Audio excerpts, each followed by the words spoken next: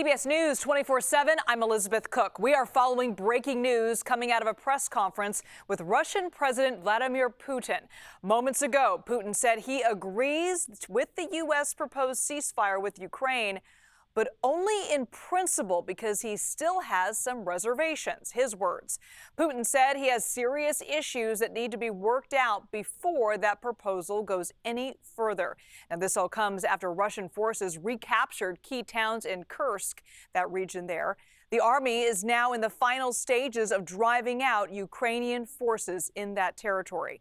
Now, we just heard that update moments before a high-stakes meeting began in the Oval Office. President Trump and the head of NATO are sitting down to talk about the conflict in Ukraine and the future of the alliance. Mark Ruda is a fierce critic of Russian President Vladimir Putin. CBS News White House reporter Willie James Inman joins us now with more. Willie, thank you for being with us. Putin also said he would be open to a call with President Trump. So do these negotiations fall back into U.S. control? Hey there, Liz. Good to be with you. Well, that is part of the equation here, and that's why you have Steve Witkoff, the president's advisor and envoy, to essentially talk about this ceasefire deal between Ukraine and Russia that would call for some 30 days of a ceasefire that could potentially be extended. But you have to get both sides to agree here, not only the Ukrainians, who have said they're essentially on board with this agreement that has been struck by the U.S., but you have to get the Russians to agree as well. Now, President Putin has said he has some reservations there, summing up his words at that press conference that happened just moments ago. And President Trump, we're getting some notes out of this Oval Office spray, as we call it here at the White House. He says essentially that he wants a ceasefire. He also mentioned that things are going okay in Russia, but he added that he needs to hear about the final outcome. Now, Witkoff landed this morning in Moscow. He's set to meet with Russian officials there to discuss this agreement. And I'll also note that after this agreement was struck with the Ukrainians in the United States, that they are going to restart that intelligence sharing and also to put forward that Ukrainian assistance that they need, billions of dollars worth, about $4 billion worth of military assistance that essentially is in the pipeline. That will continue after the U.S. and Ukraine agree to move forward with this potential ceasefire deal. But no deal yet, though, Liz. The Russians still have yet to come to the table, although there perhaps is a little bit of progress with those remarks from President Putin himself. All right, well, that situation is going on, Willie. We're also waiting to hear from inside the Oval Office about how this NATO meeting is playing out. What are you going to be watching for? Yeah, this meeting is still ongoing, and the two men are set to have a working lunch as well. The press pool is still in the meeting, and we perhaps will be able to play that tape for our viewers in the moments following. But a key part of this meeting with NATO is what happens to the alliance moving forward. We know, of course, that President Trump has really tried to put pressure on other NATO allies to spend more on defense, to spend more of their GDP, about 5% on defense. And the president has really called into question as to whether or not the United States will follow through with Article 5. That is essentially an attack against one is an attack against all members of NATO.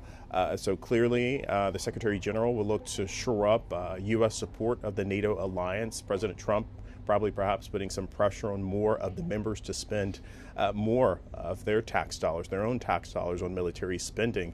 But also a key focus is Ukraine in this meeting, and we're learning that President Trump was asked about the ceasefire there. He's waiting for details just like we are as well. But still, nonetheless, Ukraine, a big focus of this meeting, the NATO alliance itself, and tariffs. We're learning that tariffs also came up in this meeting. He was asked whether or not the tariffs on aluminum and steel would go forward, and President Trump said he's not going to bend on the aluminum and steel tariffs, as well as those on cars. This, of course, causing a trade war between the European Union, Canada, the Europeans, I should say, putting tariffs on American whiskey. Trump saying that he's going to put a 200% tariff on wine, champagne coming from France. So a bit of a trade war going on there between the U.S. and its allies, but also on the same part, on the other side of this coin, with this conversation, the president having a potential conversation about the future of NATO and U.S.'s involvement in that alliance with this key meeting here today in the Oval Office, Liz. All right, Willie, thank you so much. We're going to be waiting to see what comes out of that meeting. Well, speaking of tariffs, if the headlines have you reaching for a drink at the end of the day, it could cost you. The EU just slapped a 50% tariff on American whiskey. The president took to social media to clap back with a fresh tariff threat, this one impacting alcohol from Europe. As Willie mentioned, Trump posted online that if the EU's tariff isn't immediately removed, the U.S. will place a 200% tariff on all wines, champagnes, and alcoholic products from France and other EU countries. Meanwhile, the Dow down again today as investors digest the president's just latest tariff threat. The day-to-day changes in trade policy taking Wall Street for another roller coaster ride. So let's bring in CBS News Money Watch correspondent Kelly O'Grady. Kelly, the U.S. is the largest importer of wine and champagne in the entire world. Break down what these tariffs could mean. Well, they could mean higher prices if we do indeed see a 200% tariff applied to all of the wine, alcohol, and champagne coming from the European Union countries. Now, to put some numbers around it, in 2023, the U.S. imported $4.9 billion worth of wine and $1.7 billion worth of champagne. Remember, it's only champagne if it comes from that one region in France. So everything else is sparkling wine that would be made here. So this could be really meaningful. Think about it. If a business is importing a French wine, they're going to have to pay a 200% import tax on that. So they either eat that, which would be very difficult given margins are already very low in this industry, and we are seeing consumption fall in the U.S. when it comes to alcohol and wine and those types of spirits. Or they pass that on to the consumer, which would be a huge increase. Now, we have seen this back and forth before, the tit for tat. It could be a negotiation tactic, as the president did point out that 50% whiskey tariff. But I did speak to a source in the wine business. She's an importer, owns a small business, and she said, look, this is going to be really a big struggle because it's also about taste. What we produce in this country, in the U.S., in Napa, when it comes to wine, is just very different on the palate when it comes to France and Italy. So it's not just about the cost, it's also about the actual product, Liz. And Kelly, Canadian Premier Doug Ford from Ottawa heads to Washington today to talk tariffs with Commerce Secretary Howard Lutnick. This could be a very high-stakes meeting. Could be very volatile, too. What's on the table for that?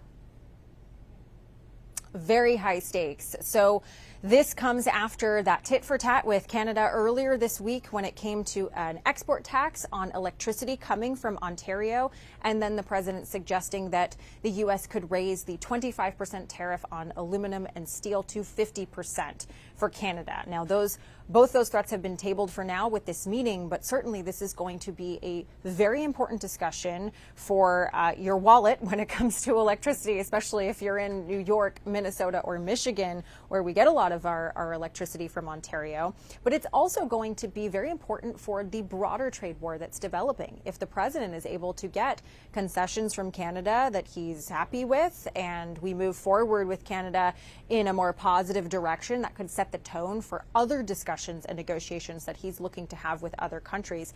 If not, that could set things back. I will also note, Liz, I mean, you mentioned that the Dow is down today. We are on a roller coaster. That did seem to take a dip when the president mentioned in that spray that Willie was just talking about that he would not be bending on tariffs on aluminum and steel and reciprocal tariffs. So certainly the markets are watching that particular meeting with Canada as well very closely.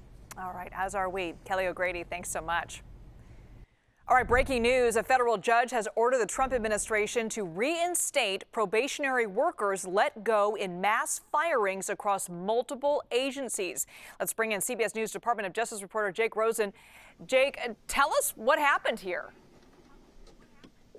Well, that's right. There was a hearing today in a lawsuit filed by a bunch of union groups representing these government workers who have sued the Office of Personnel Management, which was the group of government or the government agency which led the charge on firing a lot of these probationary workers. And in the hearing today, it was expected that potentially the acting head of the OPM would show up and give testimony. That did not happen, and the hearing devolved after the government and the government attorney who was arguing basically did not have many answers. So the judge at the end of the hearing ruled that the firings were illegal, that OPM did not have the authority to do that, and that in the 6 agencies, which includes the Department of Defense, Department of Veterans Affairs, Department of Agriculture, Interior, Energy, and Treasury, are all ordered to be offered to be reinstated. Now, that offer is obviously complicated because a lot of these people have turned in their government devices. There are no offices for a lot of these people to go to, especially in the case of some of these groups who have had their offices shut down or who were told to not go to work. But we'll have to see exactly how this is implemented, but this impacts thousands of government employees across the government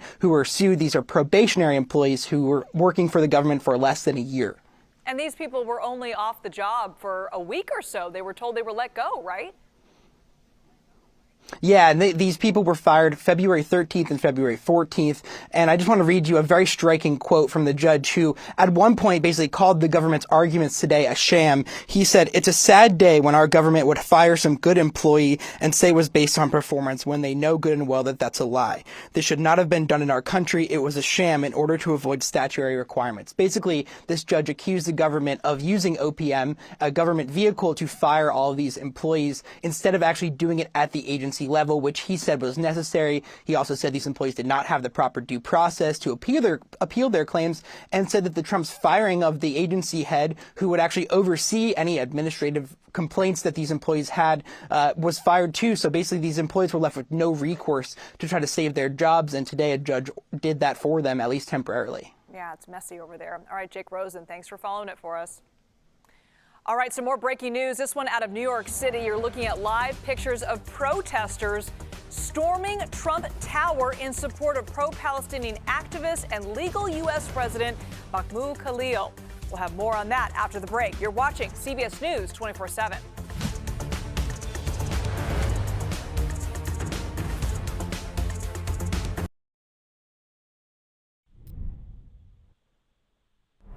We are following breaking news out of New York, where dozens of protesters have stormed Trump Tower in support of pro-Palestinian activists and legal U.S. resident Mahmoud Khalil.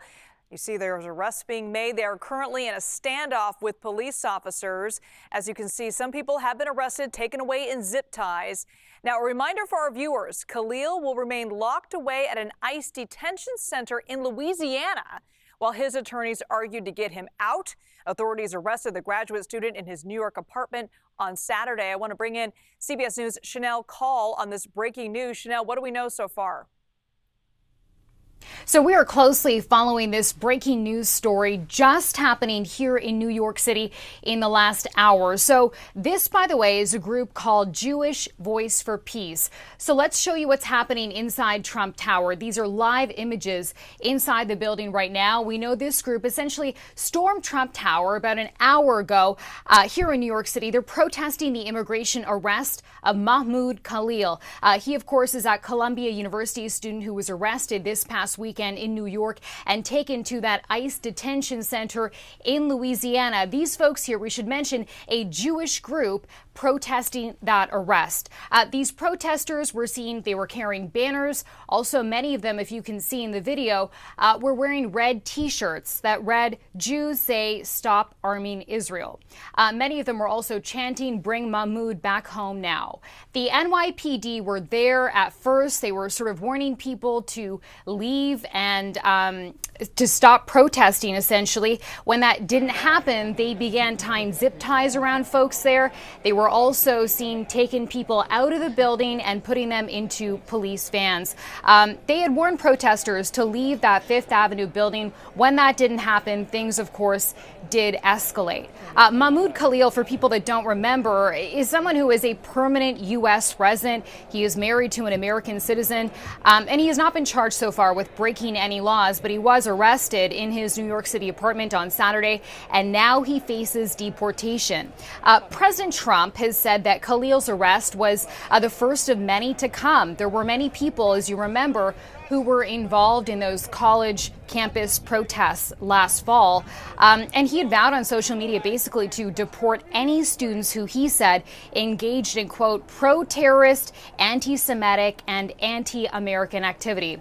So lots to follow, certainly a very fluid situation here in New York City. We can show you again what's happening on Fifth Avenue in New York. Those protesters stormed Trump Tower about an hour ago. We continue to follow this very closely.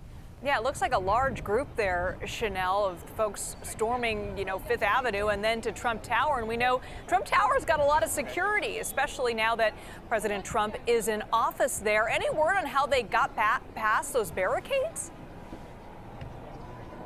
Well, I'm not sure if those barricades were there before the protest took place. So again, we're working to sort of figure out what happened and how this happened so quickly. But we can tell you that there were a large contingent of protesters who were inside Trump Tower. And my suspicion perhaps is that the police response to that was those barricades that you're seeing now outside Trump Tower after. And going back to Khalil's case, Chanel, this is bringing up a lot of issues based on, free speech issues and whether or not participating in a protest is the same as supporting a terrorist organization. Hamas is considered a terrorist organization by the U.S. Can you go over, remind our viewers a little bit what's at stake here? That's such a good point. I think there are a lot of conversations and debates over this question of free speech here in America today. We know that his case is currently being heard in court. He appeared in a New York federal court yesterday. And during that hearing, we learned that he, while not actually arrested for a particular crime yet anyways, was not able to speak with an attorney. Since he was taken from his New York City home this past weekend. And so the New York federal judge yesterday, we learned, did say that they would allow Mahmoud Khalil to speak to his lawyer once yesterday and once today. This issue of free speech is sure to be a part of this case moving forward. We heard his lawyer speak outside the courtroom yesterday, and he said, look, he was just exercising his right in the First Amendment. All right, CBS News correspondent Chanel Call, thank you so much for that update. The Environmental Protection Agency has announced a series of cuts and rollbacks targeting key regulations. EPA Chief Lee Zeldin says the agency will also be reviewing 2009 guidance that found that greenhouse gases are a danger to public health. So let's bring in CBS News national environmental correspondent David Schechter. David, great to see you. Can you explain what these rollbacks are and what the EPA is considering here?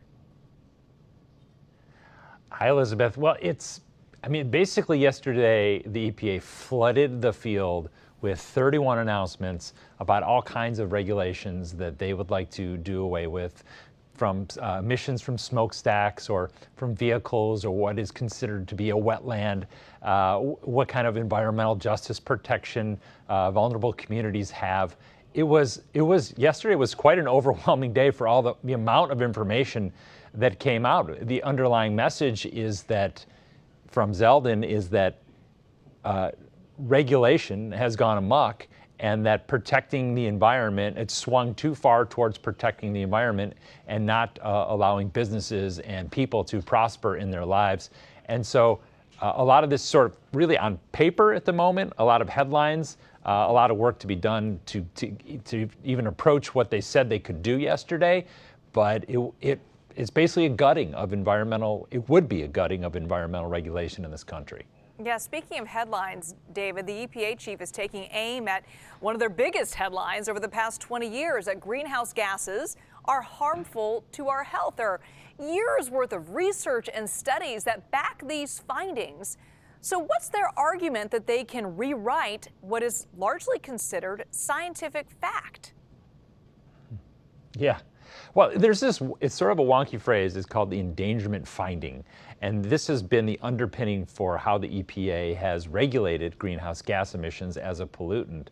there are, I've studied a lot of science, not great at science myself, but studied a lot of science, and you will not find a topic that is is better documented than climate change. That the emissions from our vehicles, the emissions from our factories and our power plants releases carbon dioxide in the atmosphere, which warms the climate, which then creates more extreme drought, more extreme flood, more extreme fire, all kinds of things like that. So this endangerment finding said, look, there's a direct correlation between what we're releasing and the harm it does to the environment and the harm that it does to people. To then challenge that, the administration to challenge that is going to be very complicated. You can't really go into court and say climate change isn't real. There's no basis in fact there.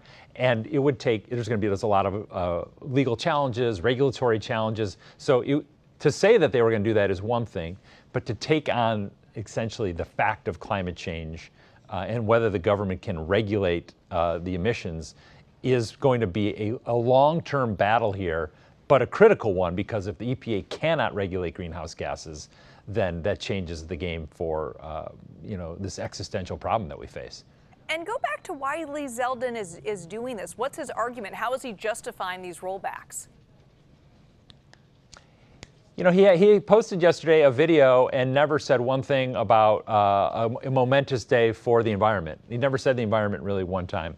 He talked about deregulation. He talked about onerous issues that people had to deal with from their businesses and from the cost of everything going up and the cost of regulation being so high that it's gotten out of control. So even when he took the job, even going back to the Project 2025 and what it said during the election, this was all coming. That regulation is bad for the economy, and it needs to be undone to unlock a lot of potential.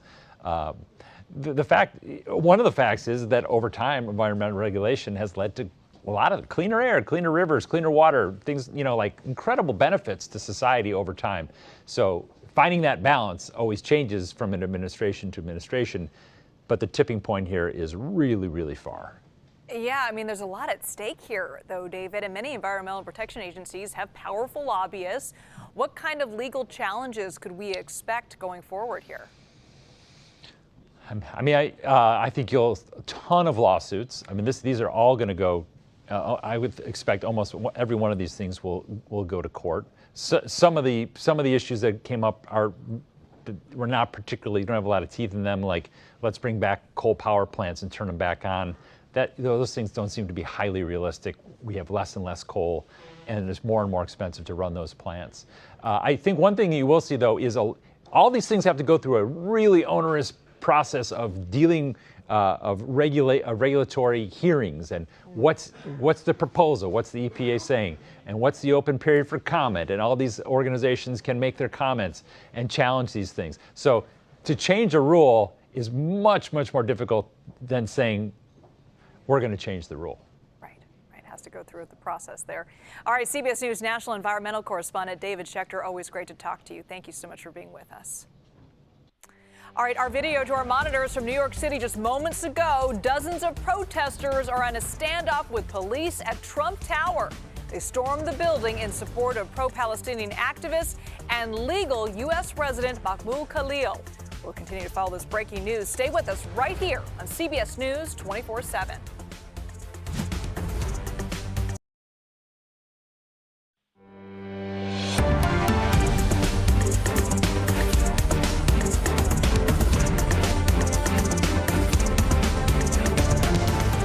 Take you to that breaking news out of Russia. Just moments ago, Russian President Vladimir Putin said he agrees to the U.S. proposed ceasefire deal with Ukraine, but only in principle because he still has some reservations.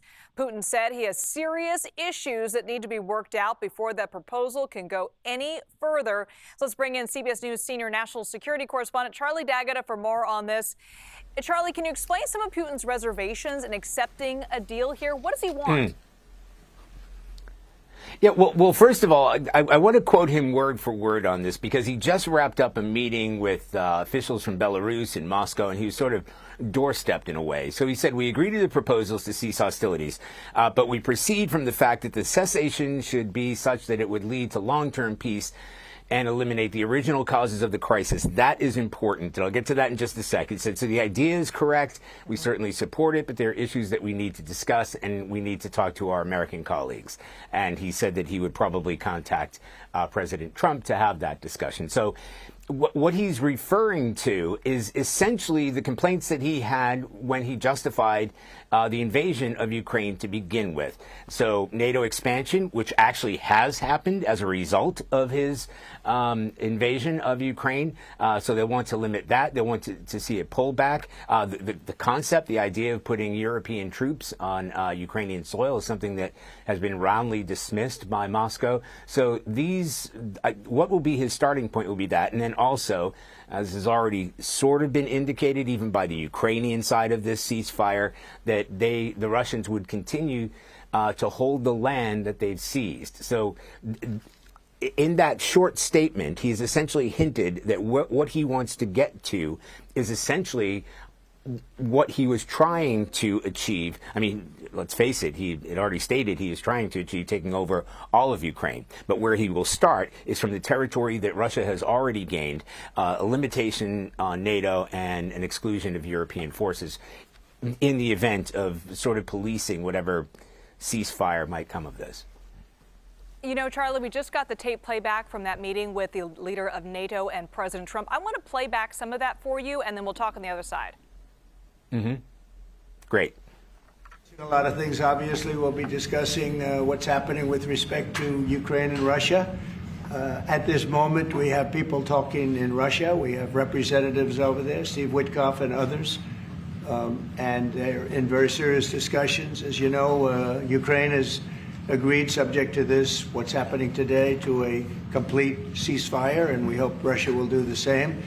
Thousands of people are being killed, young people, usually, mostly young people. We were just talking about it. Thousands of young people are being killed a week, and we want to see that stop. And they're not Americans, and they're not from the Netherlands for the most part. No. They're from Russia, and they're from Ukraine, but they're people. And I think everybody feels the same way. We want it to stop. It's also a tremendous cost to the United States and to other countries. And it's something that would have never happened if I were president, and it makes me very angry to see that it did happen. But it happened, and we have to stop it. And Mark has done some really good work over the last week. We've been working together, and he's done some really good work, so I'm very happy about that.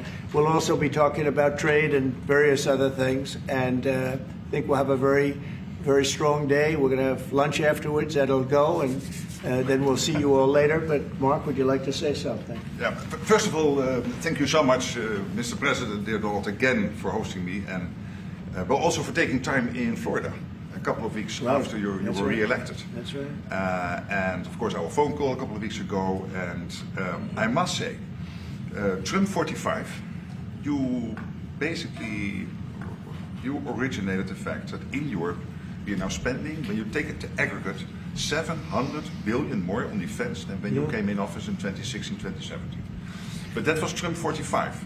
But when you look at Trump 47, It'll be hard to tell. what happened the last couple of weeks is really staggering. The Europeans committing to a package of 800 billion defense spending. The Germans now, potentially up to $500 billion extra in defense spending. And then, of course, you had Keir Starmer here, the British Prime Minister, and others, all committing to much higher defense spending. We're not there.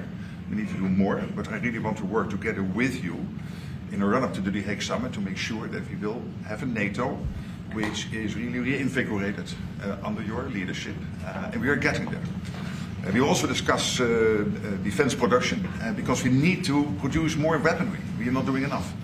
And not in the US, not in Europe, and we are lacking behind when you compare to the Russians and the Chinese. And you have a huge defense industrial base. Europeans buying 4 times more here than the other way around, which is good because you have a strong defense industry, but we need to do more there to make sure that we ramp up the production and kill the red tape. So I would love to work with you on that. And finally, Ukraine. You broke the deadlock. As you said, all the killing, the young people dying, cities getting destroyed. The fact that you did that you started the dialogue with the Russians, and the successful talks in Saudi Arabia now with the Ukrainians. I really want to commend you for this. So, The Hague is my hometown. I love to host you there in the summer and work together to make sure that will be a splash, a real success, projecting American power on the world stage. What Mark is saying is when I first went to NATO, my first meeting, I noticed that very few people were paying. And if they were, they weren't paying their fair share. There were only 7 countries that were paying what they were supposed to be paying, which was... Yeah, it's even worse. Could be even worse. But there were just very few countries that were paying. And even the paying, it was at 2%, which is too low. It should be higher. It should be quite a bit higher. But... you had Poland, and I remember Poland was actually paying a little bit more than they were supposed to, which I was very impressed with. They've been actually terrific, and some of the others. But most of them weren't paying, or they were paying very little. And I didn't think it was appropriate to bring it up there, but I said it's going to be brought up at my next meeting. And my next meeting, the first meeting, you want to give them a little break. The second meeting, it began, and I was able to raise hundreds of billions of dollars. I just said, we're not going to be involved with you if you're not going to pay. And the money started pouring in, and NATO became much stronger because of my actions and working along with a lot of people, including Mark. But they would not pay for other presidents. And I don't think other presidents even knew that they weren't paid. I asked, first question, has everybody paid up? And literally, I mean, they told me 7. You could be right, it could be 3, but that makes it even worse, but they just weren't paying. And I said, no, I won't protect if you're not paying. If you're delinquent or if the money isn't paid, why would we do that? And as soon as I said that, I got a little hit from the press because they said, oh, gee, that's not very nice. But if you said the other, nobody would have paid. And the money started coming in by the billions. And, hundreds of billions of dollars flowed into NATO, and NATO became strong. Yeah. And you remember that. Your predecessor, who I thought was a very good man. Absolutely. Actually. Yeah, Stoltenberg. He sends his best greetings. He was terrific. Stoltenberg, Secretary General. And he made the statement that when Trump came in, the money started coming in like we never saw before. Hundreds of billions. Actually, probably close to $600 billion came in. And NATO became strong from that standpoint. And now we have to use it wisely. And we have to get this war over with. And you'll be back to a much more normal life, and maybe we're close. We're getting words that things are going okay in Russia, and it doesn't mean anything until we hear what the final outcome is. But they have very serious discussions going on right now with President Putin and others, and hopefully they all want to end this nightmare. It's a nightmare. It's a horrible thing when you look. I get pictures every week. They give me the pictures of the battlefield, which I almost don't want to see. It's so horrible to see young people laying arms and legs and heads laying all over the field. It's the most terrible thing that you'll ever see.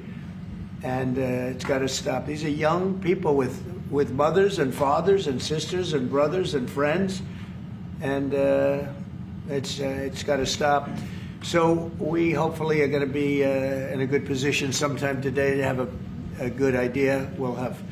we know where we are with Ukraine, and we are getting good signals outside of Russia as to where we are with Russia.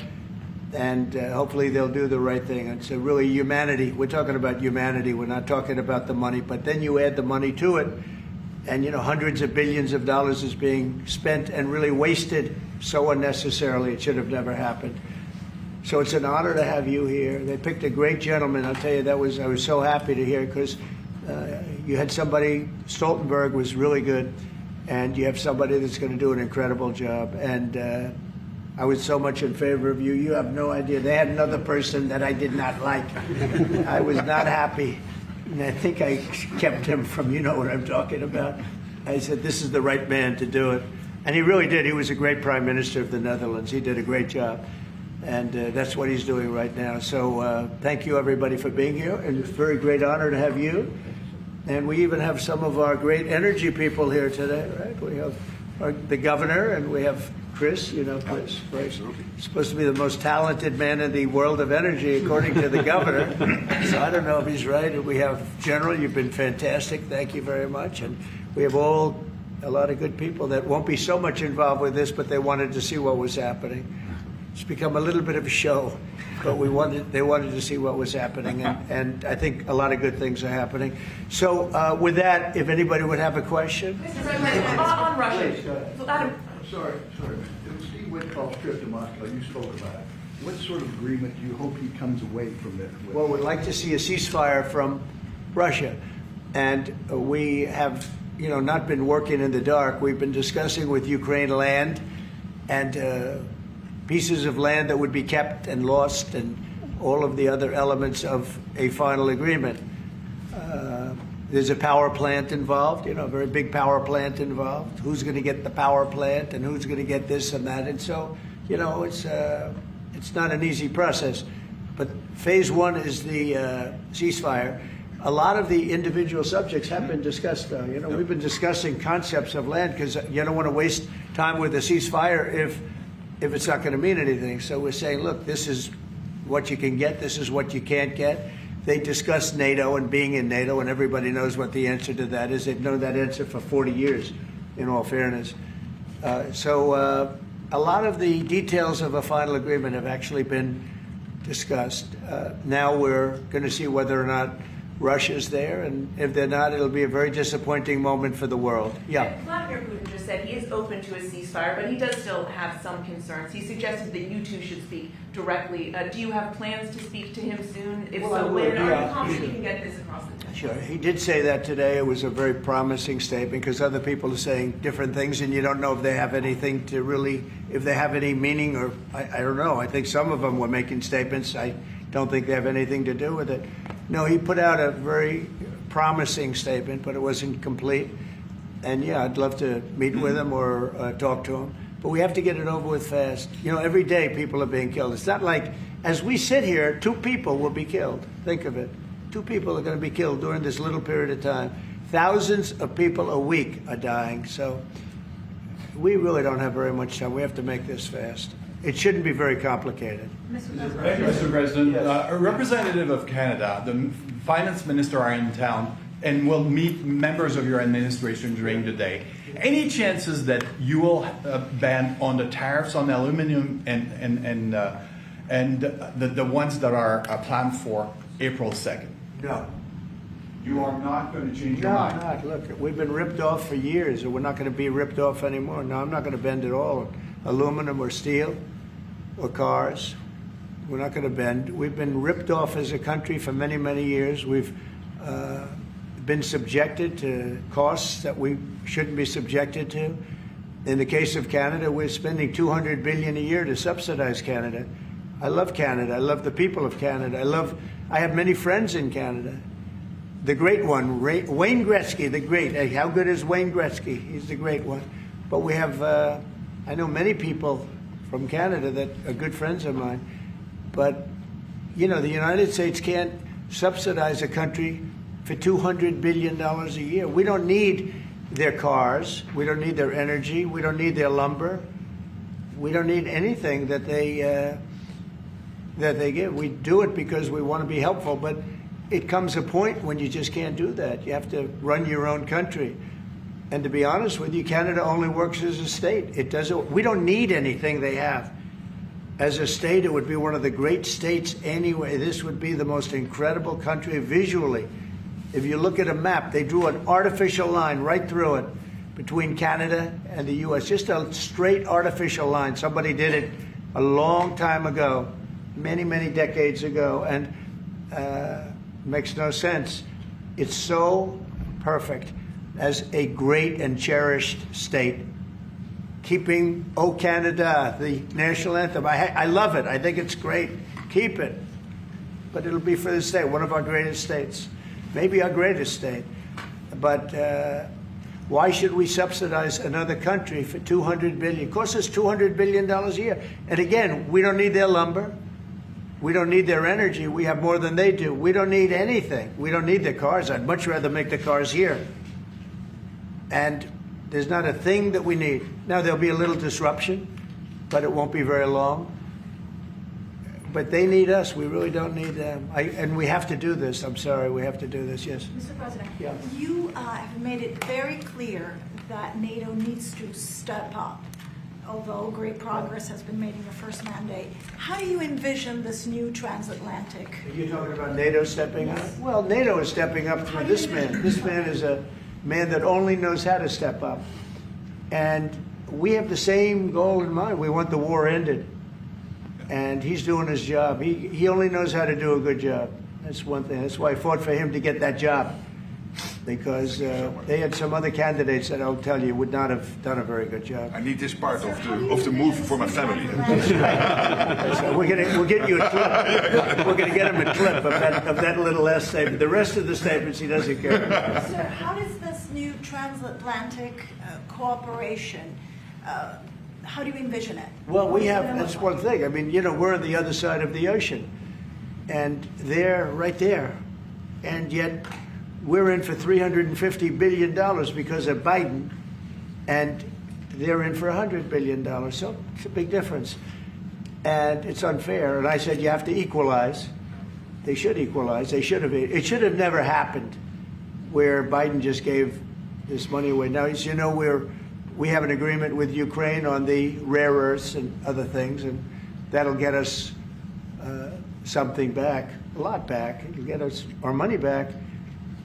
We're not doing it for that, though. I'm just doing this to get the war stopped. I'm doing it really to save lives, but at the same time, we were treated very unfairly, as we always are by every country. And we're in for very substantially more than the European nations are in for, and that shouldn't be. They're much more affected by it than we are, because we do have an ocean in between. But I don't know. I think good things are going to happen. I really do. I think good things are going to happen. I do say, we were talking before, and Mark was very nice. He said, if you didn't get involved, there would be nothing. You'd just be going on. This thing would have gone on for a long time. Breaking a deadlock. It was crucial. Yeah, we broke a deadlock. We did break a deadlock. I hope it's meaningful. Yes, did you have one? Yeah. Yes, sir. Thank you, Mr. President. Amanda Head with Just the News. On the southern border, you've got DHS and ICE who are reporting that there was a little bit of fudging of numbers during the Biden administration on both the catch and the release side with respect to reporting the number of illegals coming into the country. They cheated on the numbers. The numbers were. I love that question. Who are you with? Just the News, Amanda Head. Very nice. That's good. Do you know how many of those are criminal illegal aliens? And Biden's out of office. Alejandro Mayorkas, who gets held Biden fudged the numbers. The numbers were totally fake. And he gave fake numbers. I knew they were fake. Everybody knew they were fake. But now it came out. And terrible what they did. That administration was a horror show for this country. Can you hold anyone accountable? Well, I don't know. They gave phony numbers. And phony numbers are a very bad thing to give. But I'm not sure about that. I don't know how it would play. We want to get it straightened out. We're after many, many bad people that were let into our country. And Kristi Noem and my friend Homan. How good is Tom Homan doing, right? And they're after him. And you see they're taking him out in record numbers. Gang members, gang leaders, drug dealers. There's a problem the Netherlands does not have. The Netherlands never had this problem. If you'd like to take it, I could deliver some people. I could deliver some nice people to the Netherlands if you'd like. I'm not sure. No, what he did to this country, letting 21 million people flow through an open border. Many of those people were hard criminals from prisons and jails, from mental institutions, and I always say insane asylums because they were seriously deranged. And they're here from, not South America, from all over the world. From South America, but from all over the world.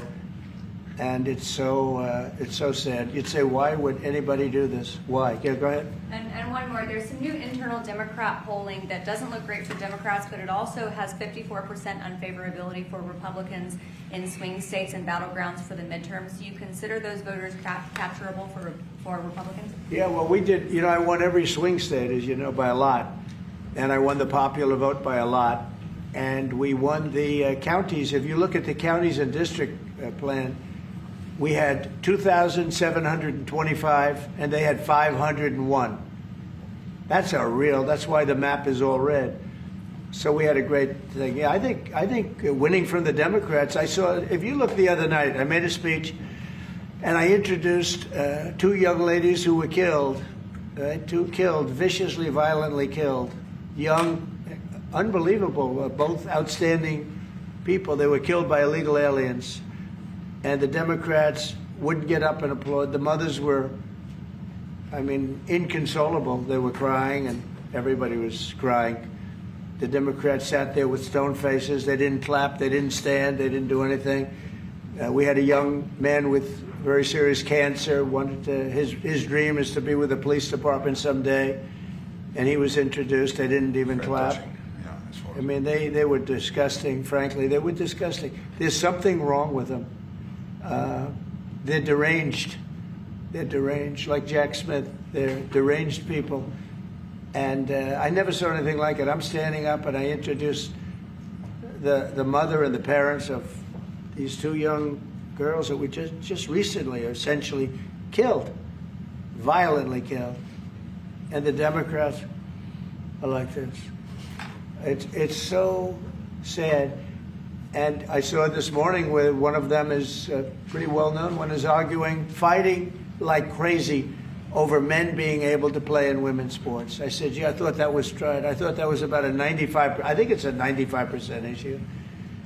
But in a way, I want them to keep doing it because I don't think they can win a race. And I tell the Republicans, I said, don't bring that subject up because there's no election right now. But about a week before the election, bring it up because you can't lose. And everything's transgender. President Donald Trump there taking questions from reporters there in the Oval Office after his meeting with the head of NATO. He's talking about a lot of different things, including the potential ceasefire agreement between Ukraine and Russia. So let's bring back in CBS News senior national security correspondent Charlie D'Agata for more on this. What's your reaction to that exchange with the head of NATO in regards to the ceasefire deal, potential deal between Ukraine and Russia?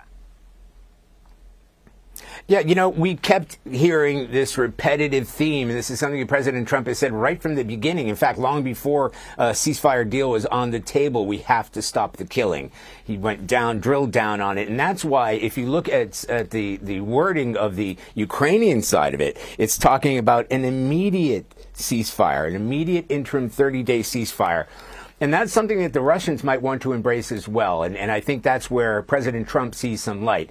Now, of course, the concern there is that, in any kind of ceasefire situation, first of all, there's going to be a sort of hurry up offense, right? The both sides of that fight are going to try to do a land grab. And we've seen that already with the Russians around the Kursk area, essentially trying to retake all of the area that the Ukrainians have taken of Russian territory. So they want to do a land grab before the negotiations begin. But a ceasefire always favors the aggressor because a 30-day ceasefire gives the Russians a chance to sort of regroup and reestablish themselves. If the ceasefire were to fail, then they would be in a better position to continue fighting afterward. What's also interesting when you mentioned the NATO Secretary General, it's worth noting that this gentleman has been called the Trump whisperer. He is a charming individual that you can see President Trump was lavishing him with praise, saying that essentially he was the choice for the NATO Secretary General. And it was a charm offensive. But the Secretary General has his work cut out for him. President Trump had said again repeatedly, his chief beef with NATO is that the countries have not ponied up their fair share of defense spending. 2% is the bare minimum. He mentioned Poland.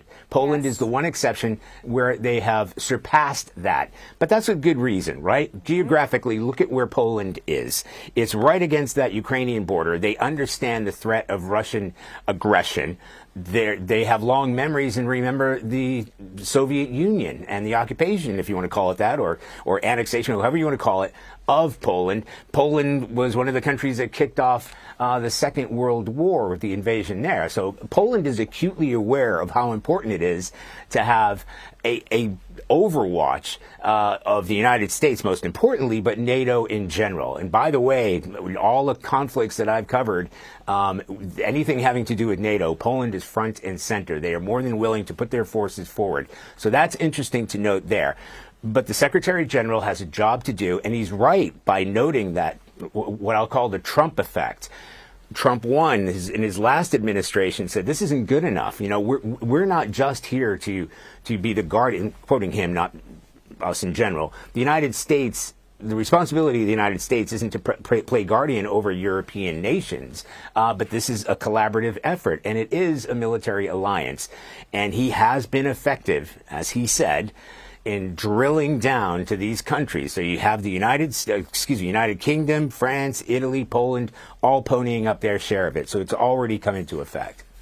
And it's worth noting that the president mentioned that Vladimir Putin wants to meet with him at some point to talk about that ceasefire. So we're going to keep an eye on what comes from that potential meeting. Charlie D'Agata, thank you so much for sticking with us. It's great to come to you after these big international stories there. All right, let's get back to this breaking news out of New York. Police say over 150 protesters stormed Trump Tower in support of pro-Palestinian activist and legal U.S. resident Mahmoud Khalil. Over 90 people were arrested and taken away in zip ties. The charges include trespassing and resisting arrest. Khalil will remain locked away in an ICE detention center in Louisiana while his attorneys argue to get him out.